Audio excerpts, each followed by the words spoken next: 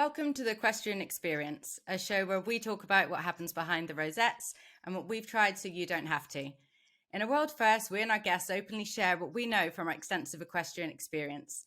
This includes our exclusive access to global experts such as high-performance national vets, coaches, farriers, and even brands. If you're new here, consider subscribing. I'm your host, Bex Mason, and today we're talking to a man who's taken the British show jumping circuit by storm the last few years. Former winner of the Queen Elizabeth Cup, winner of numerous Grand Prix area trials, winner of 2 Horse of the Year shows titles, and that is our man from Wales, Mark Edwards. Hi, Mark. Hiya, how are you doing? I'm doing really well. I'm really excited to speak to you today. So thank you for taking the time to come and chat to me about your show jumping career and all your amazing horses and what's been going on for the last few years or your lifetime. So in Wales at the moment, I mean, we're just going into winter here, aren't we? And I kind of just wanted to, first of all, let our listeners know, I mean, I've already reeled off a few of your wins for this season. It's been pretty incredible for you. How has it been over the last few years, like coming up the ranks? Are you where you wanted to be? Do you want to do more? Has it been a dream? Just tell me what you're feeling right now. Yeah, so the last year has been really successful, and sort of we had a couple of aims at the start of the year, and that was one of them was to win the Horse of the Year show, so we achieved that. So it's sort of everything went to plan as sort of as much as it can with show jumping. So we got a real nice string of horses, and so it's just trying to keep going and see how far we can get in the sport. Well, it's honestly been insane, like watching your career and watching you at all the shows. Obviously, I go to many of the shows that you go to, and your name is just always there. And it's not just always there, it's actually number one. I mean, more of the titles that you've taken. I know at the British Nationals, you took 3 titles there.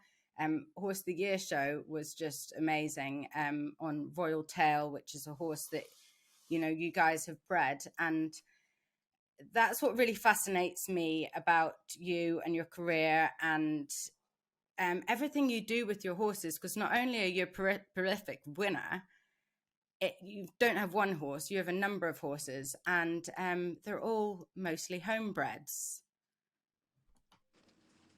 So at the moment we've got sort of what we would call the A team is sort of there's 5 horses, and they're sort of headed by Montrose Tail, who's 12 at the moment, and then we've got 2 real nice 7-year-olds, so Royal Tail and Dillinger. Yeah. Sort of just they're just coming up and sort of progressing, and then you've got Flying Tinker, who's just an out and out winner. He's just unbelievably consistent.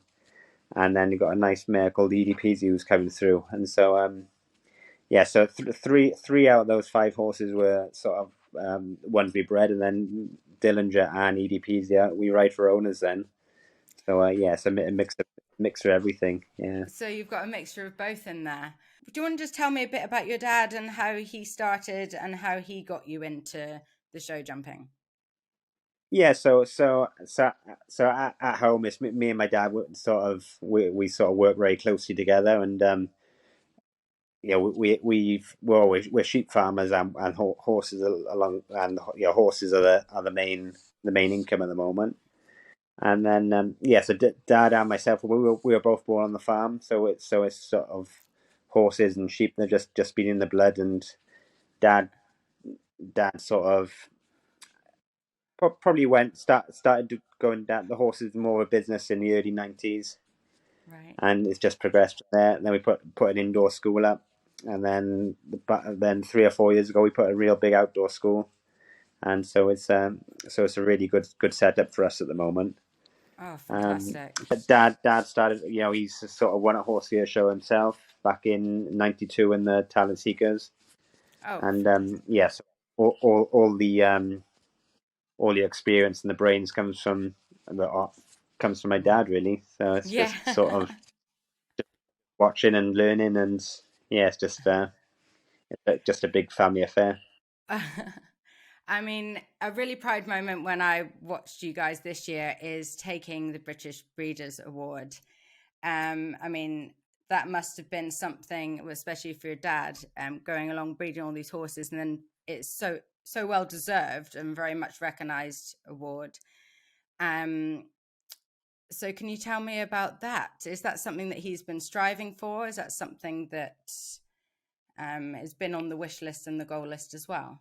Yeah, well, when Dad started breeding, he started breeding in sort of, I think 1997 was the first time, first sort of foals he had, and sort of the aim then when you start off is just to just try and get a nice strong foal, and then hopefully they turn into something a little bit special, and yeah, so it's sort of that breeding award has been sort of almost 30 years of coming together, and yeah, it's definitely a highlight for my dad, and just nice for my dad to get a little bit of recognition for everything he's done, really, because it's not just the 2 minutes in the ring; it's a lot of work behind the scenes, and yeah, it's years and years and of Mm, trying and failing more often than not, and yeah, to get recognised with such a prestigious award is yeah, really nice for him, and just it just put reflection what he's done really over the years. Yeah. mm. I mean, by far, it's no fluke of what your successes have been so far. I mean, was it Shrewsbury Flower Show? You won all five classes in the main ring, all the prestigious classes there. I mean, who does that? Only Mark Edwards does that. You know, that must have been a really Yeah, special show. yeah, that was great. It was boiling hot, and you sort of look at a schedule, and think, oh, that's a nice class, that's a nice class, but to actually win all five of them, sort of from 140 to 150 classes, yeah, it was just a great week, and I think each horse won a class, so that sort of makes it a little bit more special as well. So it So wasn't it yeah, wasn't just it sort of that was going spread to be spread my out. So next question. Yeah. Was it just on one particular horse? But no, it is your team. yeah, but yeah, so it's sort of you. We had a real good string of horses, and it was sort of that show. It just all came together, and they all sort of peaked on the same sort of day. Mm, Yeah, so that was really good. A real sort of I think one of our first we did was in Royal Highland in 2019. hmm. We were first and second Grand Prix there, and Wow. that I've been told I'm the only person to have ever done that, and to do that on two home bred horses. That was the first sort of wow moment that we've actually done something a little bit special with our breeding for myself, anyway. Yeah. So that really stands out. Yeah, for sure. So I mean, have you got off the dream boat yet? Or does it just you just wake up every morning just going, wow? yeah, no, it's sort of when it's raining and not very nice outside, do you think why am I doing this? But then you look at the horses in the stable and think, yeah, it's definitely the right choice. Yeah. I had one of those moments yesterday driving five horses to Prestige, which is our local like competitions training center basically, and it was chucking it down with rain. I started at 5 in the morning, cleaned them all, and driving there, I was literally saying to myself, I love my job. I love my job. I love my job. Having to ride all these youngsters and absolutely chucking down rain. Everyone's going to have moments like that, but when you work so hard and then you get the results that you're getting, I mean, it just makes it is an actual fairy tale, natural fairy tale.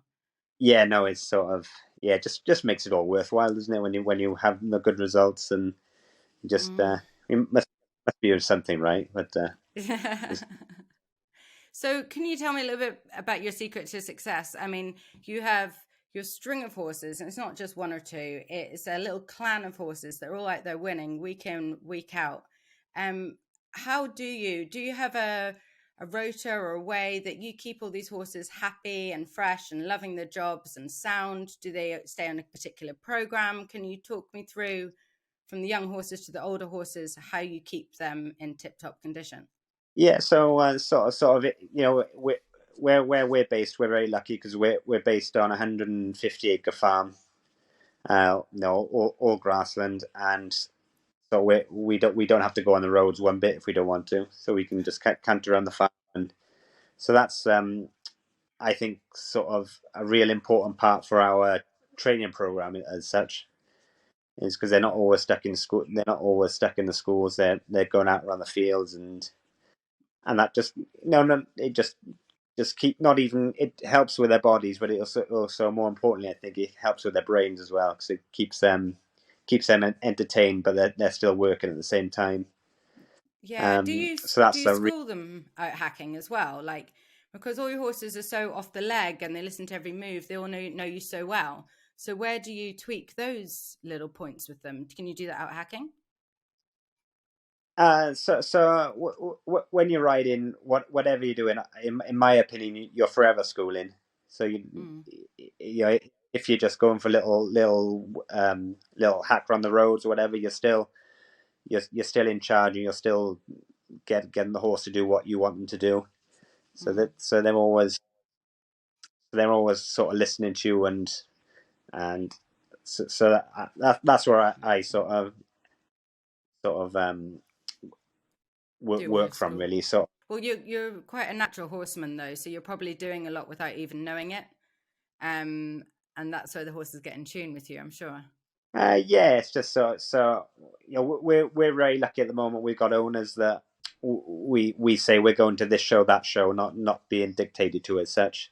Mm, So that helps. So there's no pressure to be doing the shows you don't want to be doing, or the shows you shouldn't be doing perhaps. So it's all yeah, being so it's all sort of on our terms as such, which helps with the preparation for the whole year then. So yeah. yeah, picking the shows for your horses is quite important as well, I think. Yeah. Yeah, all from them being young up to from when they're being older. So, can you give us an example with them, like your main prolific winner, Montreal's Tail? Well, I say that they're all winning every time I see you out. Every single horse they all look quite similar as well. They're all bay. Oh, apart from AD Peasy, who's chestnut. So yeah, they are sort of a team of bays really at the moment. Yeah, but yeah, so Montrose Tail, obviously he's one we bred, but he was still a colt until he was 4, turning 5. So he served a couple of mares, and then obviously Royal Tail is one of them. I Is one love of that the fact. one of the offspring. And Royal Tail, for our listeners, went and won two titles at Horse of the Year show, and Montreal's Tail was second in the Puissance. And so that is awesome. Montreal's Tail is now gelded. Yeah, that's correct. There was gelded as 4 coming. Yeah. So in a way, his career started not a bit later than planned, but probably a bit later than most people Hmm. um, do with their horses. But I think a lot of people do too much too young. So yeah, so we sort of like to bring them out sort of 5 or even 6 year olds, just depending how they're developing. Yeah. Um, yeah, so he started off. I think he started off. He did probably half a dozen shows as a 5 year old, and then a bit more as a 6 year old, and then he started to come into his own then as a 7 year old, where he qualified for um, the newcomers, talent seekers, and the Fox and the Final Horse of the Year show. Oh wow. Yes, and then sort of he just kept on going from there. Then he sort of won his first area trial as an 8 year old, and he won his first international stairway as a 9 year old. Wow, that's And amazing. I then, think there's a lot to be said, isn't there? You hear of all these young horse classes and things, and there's horses that are suited to them and horses that aren't so much. But I remember speaking to Di Lampard many years ago, and her saying, you either have a horse at the beginning of its career or the end of its career. So, I mean, you're proof that when they start a bit later, do a bit less, and they've had time for the bodies to form, and you can pick and choose your shows. But Montreal's Tail then obviously went from not doing very much to actually went up the grades fairly quickly and was very successful. Um, do you find with the lines that you've bred in the horses that they all have very good brains? yeah, I think the brains come. It definitely is sort of part of the breeding. Um, yeah, it's sort of traditionally where the breeding started back in 19 in the late 90s with Dad. the one mare was sort of she was probably half Irish draft in a way. Yeah. So that's probably the sort of calmness of the brain comes from. Mm-hmm. But yeah, I think it's just sort of keeping variation as youngsters sort of helps with developing their brain and keeping them nice and settled, and sort of not doing too much too soon with them is the important part, I think. Yeah. So do Yeah. you So tend to break them quite early and then just put them and turn them away for a year or so and do bits? yeah. So generally, all our youngsters they're broken. They'll come into the sheds now. Sort of now the moment it gets wet, they'll be in for most of the summer. So then all the 3-year-olds then will be broken sort of January February time, and then Okay. they'll go back out. They'll go back out then when it's dry and just have the summer out, and Yeah. yeah, sort of, and they'll do a little bit again then when they come in as 4-year-olds, just Yeah. when it gets wet. And so same again, they spend all their 4-year-old year out in the field, and then we do a little bit more as a 5-year-old, and then we sort of assess what we've got after that. Then they've had plenty of time to develop and sort of to mature into nice horses, hopefully. So Yeah. yeah, so we don't rush them. We just like give them plenty of time. But yeah, we're in a very lucky situation. We've got plenty of fields and they got loads of acreage to go around. Yeah. So yeah, so up to 5-year-olds, they don't really cost us that much, which is a big benefit for us anyway.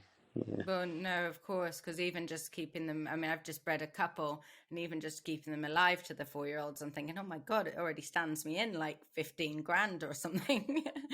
And you're just, Yeah, because mine are all out, I don't have the land or the grazing. I have to have them away and pay for them to be away. So, yeah, no, that is a big plus that you've got your farm, that your dad, you said your dad was born there and you were born there as well. So it's a yeah. long-standing family Mm. farm. So when I watch you jump, I mean, all the horses do look fairly similar to me, even though I do know their names and I know which class you'll be in and which kind of horse will be jumping that horse. But do they all ride fairly similarly, or do any of them have any funny little quirks that you've had to overcome? No, so Montrose there, he's always been quite straightforward. Even though he's very big, he's always been quite straightforward. Sort of never had any real issues coming up through the grades. But Yeah. then Flying Tiger, who was only a year younger than Montrose, he's only just coming into himself the past year or so, really. So what was he doing for the rest of the time? So, as a 5-year-old, I probably fell off him more than any other horse I've fallen off. Oh, no. We would jump him and sort of we would land over a fence and I'd be on the stand and he'd be just gone. Sort of so he just had the better of me. He just had the technique of getting me off. What would he do? Would he land and like drop a shoulder and do a little bronk or something? Or was it Yeah, he would not just as land. Yeah, miraculous? he would go left and I would go right. Or he would just do it. I'd be on the floor before he landed. He just had the technique of getting me off. But he was really sharp. But he was so careful that he must have done sort of 50 newcomer classes because he was just almost too careful for his own good. He was Oh, sort of just really? he was just trying so hard, and so we were really slow with him. And then we just done a little bit more and a little bit more. And then the past year, he's just been an amazing little horse, and Mm. he's found a lot more scope than we thought he had. But Mm-hmm. yeah, he's definitely the trickiest one I've had anyway. Is he? So you wouldn't be able to tell that in the ring when you're off like winning all those 140s on him and flying around. Yeah, when you fly around him, I wouldn't have known Yeah, that for sure. yeah. And then now he's just unbelievably just an unbelievable horse now. Yeah, Yeah, but he's in the yeah, game. He's in the zone. He knows what he's got to do. How big is yeah. he? So he was. Oh, he's only 15.3, so he's 15.3, and then Montrose 17.1, 17.2. So they're Oh, totally opposite horses. But yeah, they're both super little winners.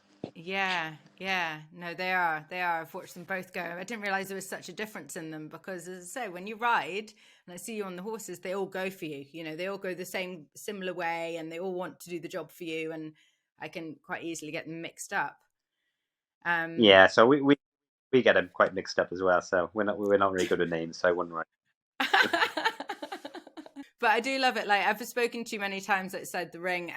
Well, actually, there's a story which popped into my head today. I remember being at Wales and West, and the late David Fudge, who was an owner of a horse which I ride, a few horses that I ride. He was a great man. I remember him coming up and he was chatting to your dad at Wales and West and asking him advice of how we get a horse to jump, what the horse needs to be doing if it wants to jump the newcomer second round so it can qualify for Horse of the Year show. Because we had Van Curtis and she was a 6-year-old at the time, and that's what you want Dame for. And I remember your dad being they stood there and they chatted for like a good half an hour, and I kind of overheard some of it.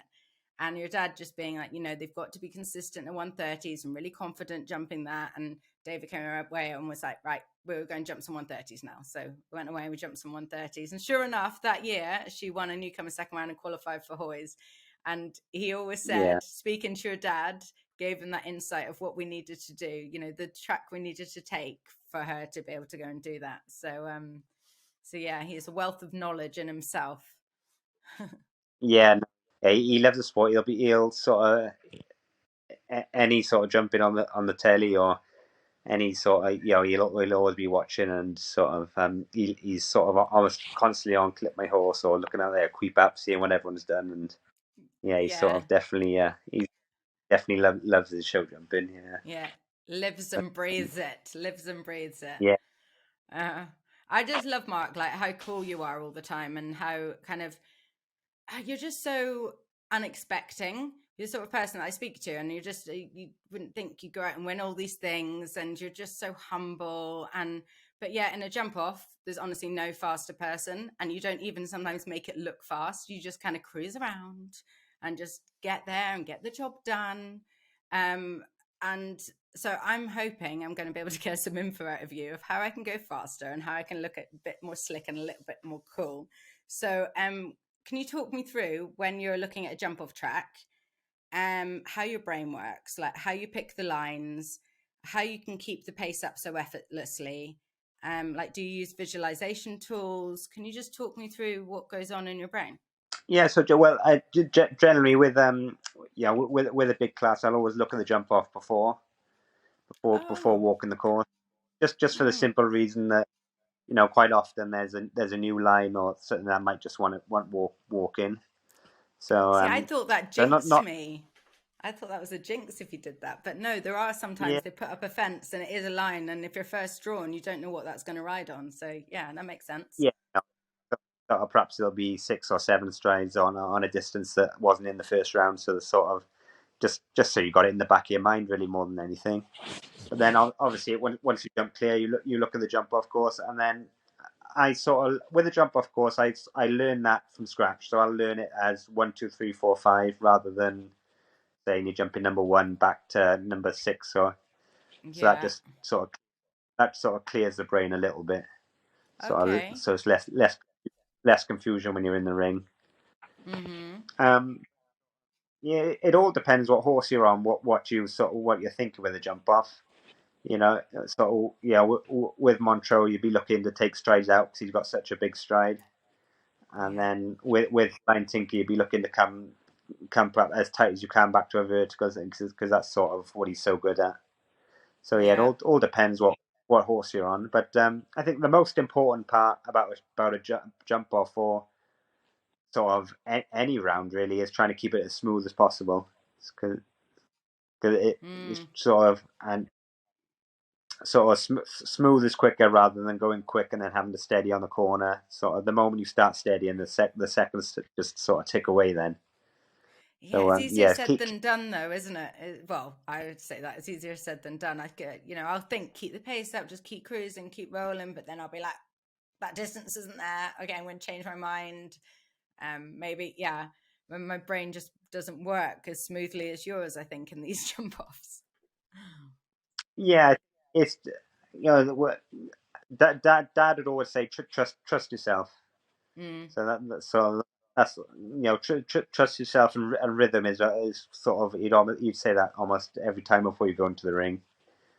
So just so I think that's sort of it's where it comes from. It's just that constant being the constant of trying to keep in that rhythm and just trying to keep that pace up. And yeah, I Mm. think sort of, and the winter will has just been. I've always had a winter will, whether it's be sort of sort of just playing around as kids, doing whatever. I've always loved winning, so I think that's just sort of Oh, the will naturally. to win. The will to win. Do you say the win to will? Yeah, Didn't the will to win. the will to win? Yes. Well, that was going to be my next question, but I think you might have just answered it with what your dad said, is like putting trust, like trust yourself. I was going to say, do you have any kind of rituals you do before jumping, like getting on or off your horses when you finish? Is there anything that you kind of that helps you get in the same mind frame that you want to be game Um, face? yeah, yeah. Generally, I always like to get on sort of about 15 or so horses before you're actually in the ring, just to give you plenty of time. Mm, Um, yeah, but generally the warm up is all about just keeping nice and relaxed, and not doing too much. Sort of probably six or wait, seven jumps would be on most horses, right. and then yeah, so it's just trying to keep it nice and relaxed and not overthinking it is the important part, I think, when you're warming up. Uh-huh. And so Then you are the man at that though, keeping it nice and relaxed and nice and chill. Because every time I see you in the warm up or something, you are just hanging out. You don't ever seem stressed. yeah, There never seems like a look on your face that you've got anything stressful going on. I'm not a big worrier, so no.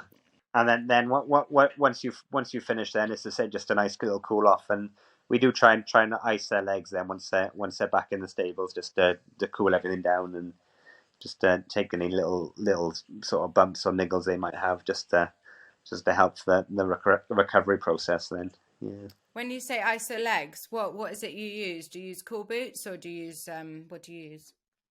Yeah, just cool boots. Yeah, so you just yeah, just there. Well, water boots they are. So just we put them in cold bucket of water, and they stay on for about 20 minutes. Then yeah, Yeah, perfect. That's what we do as well. I just know that anybody listening in Australia would probably think that the cold water might not be cool enough, but it is here in England and in Wales. It definitely is. And any other things? What about your horses when you get back from a hard show and they've had a hard few days of jumping? Is there anything? What's your routine with them then?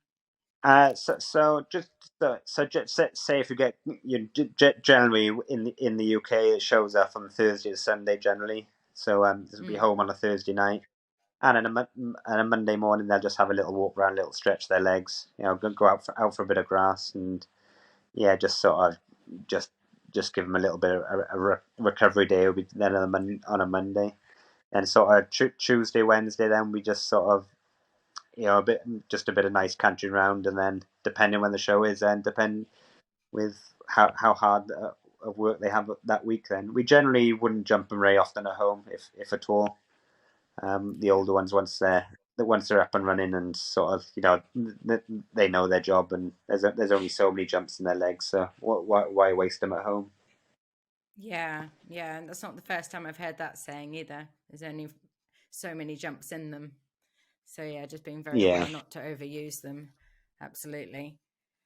And then so my next question for you would be, did you always want to be a show jumper? Was it something that you just fell into because this is what your dad did? Was there anything else? If you weren't a show jumper, this is a better question. If you weren't a show jumper, what would you be? Um, I'd probably just be a farmer stuck at home, to be honest. Yeah. Just making Yeah. sheep. You love the Yeah. laid back So, farm so life. yeah. So growing up, sort of rugby and horses was sort of my life really. So Hmm. through school, and played a lot of rugby, and sort of yeah, that's probably the only reason I went to school really. Yeah. And then we did then sort of so I kids growing up, we had sort of pony club, a lot of hunting, and yeah, sort of show jumping was sort of yeah, it was not set out for me, but it was always a thing I thought I'd be doing, and so with horses, and yeah, it's just progressed into the career that I sort of almost hoped for rather than sort of thought I was going to have. Yeah, into being like one of the best in the country. Like it is a real fairy tale with what's happened with your dad and the horses that you've bred and where you are. And tell me, where are you going? I mean, what's the plan from here? Set out. I know you've had a really great year so far, and I've talked to you about you winning the Prix and at Hoys, which was a massive goal for for you. You said this year was to win tis- titles at Horse of the Year show, and to win two this year is just incredible. So, is it downtime for your horses now, or what is it with the British circuit that is going to inspire you? Yeah, so then the next aim for Montrose Tail is the Puissance Sam 6 bar at the London International Horse Show, Oh, which was that's amazing. so that's in just over 4 weeks' time. So that's the real big aim for the moment. So we've got a Arena UK, which is a show centre in a couple of weeks with 6 horses. I think we got going there, and then everything apart from Montreux will start their holiday after that until mid-January, Yeah, and then we'll get them up going and have them fit and ready going for late February, March when the sort of show jumping season in the UK sort of gets going again, really. brilliant. So And most then of your team are going to have a bit of a bit of a easier time after Arena UK, one of the Winter Classic shows. You head off to what used to be Olympia, the London International show, which is really really exciting. Have you ever been there before? no, first time for myself. I haven't even been to watch, so You haven't it would even been always to be sort of, watch. no. You must have seen it on So TV though. Everybody used to watch it on TV. that's the start of Christmas, watching Olympia on TV. So yeah, so it'll definitely be a new experience for myself, and yeah, really looking forward to it. And sort And are of you taking two the little whole girls. family? You take yeah, I was going to say you're taking your two little girls as well. Yeah, they're all coming. So yeah, so probably spend more money than I'll win, but yeah, it'll be good fun. No, not at all. That's not possible. We'll be egging you on from the sides of our seats watching it at home for sure. You've got this. You've got Yeah, this. That's really, really exciting. What a great way to be able to end your year as well. Amazing way to end your year. yeah. Hopefully, I'll just cap it off, and yeah, just to be something special to end it on. Yeah, that would be great. Well, I would definitely be egging you on. And what we'll see, what will be, I would say. But um, I feel like you have that winner's touch and you can just you're just so cool with it and nothing can go wrong at the moment. You're just absolutely on fire. So I hope I haven't just jinxed you by saying that. But I know you'll have a good show. I know you will.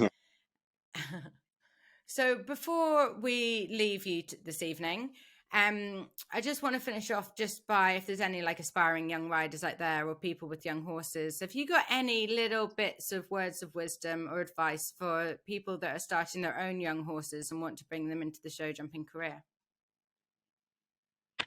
Yeah, just for, in general, it's just starting horses that take everything slow and work on the basics. That's a really important part as for youngsters is working on the basics, getting your good canter, and sort of if they're good enough, they'll catch up in the end. Don't keep looking at sort of 5 year olds thinking, oh, they should be doing this or they should be doing that.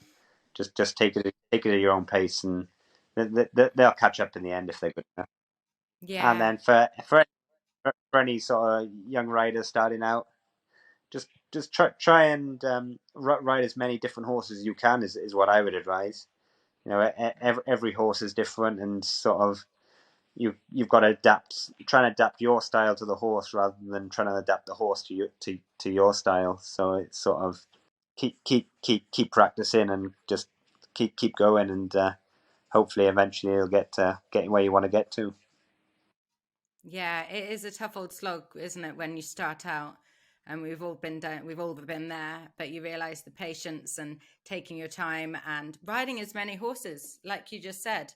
I mean, there's no bad horse. You will get experience from every single one you sit on. So the more experience you can get, the better you're going to be. Yeah, definitely. You learn more from your mistakes than from your good rounds. So yeah, sort of the more you can get in the ring and experience, different courses and different ways of going is definitely a sort of a plus for for what will be in the future. Yeah. Yeah. Yeah. Mark, you've been a wealth of knowledge, just like your dad. And it's been an absolute privilege to speak to you tonight. And I myself have taken lots of little nuggets of great information that I'm going to take home, and hopefully will come out in the ring. And one day I will be chasing your tail. So I just want to say again, like, I want to say a huge congratulations to you and your team and your family for such an amazing year. And I wish you all the best at Olympia or London International. Thank you very much for coming to speak to me tonight. No, thank you very much. This has been the Equestrian Experience with myself, Bex Mason, and this episode's guest, Mark Edwards. To send in your questions for our up-and-coming episodes, enter our competitions, and access our other episodes, be sure to visit the equestrianexperiencepodcast.com. You can also follow me at Bex Mason SJ and find Mark Edwards at Mark Edwards Show Jumping. So until next time, have a great equestrian experience.